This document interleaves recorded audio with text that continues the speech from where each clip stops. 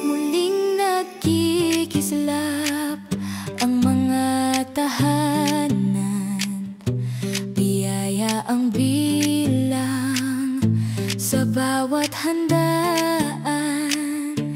Ang daming tao na nasa lansangan, masayang humuhuni ng mga awitan.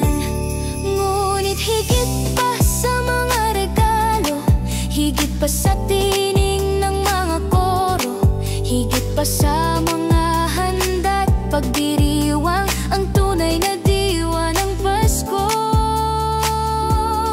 Ang Pasko ay pag-ibig ng Diyos, ibinigay ang bugtong niyang anak upang sagipin ang buong sangkatauhan.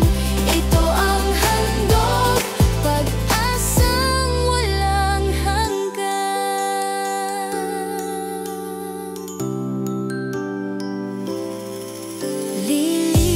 Lilipas ang mga araw, magdidilim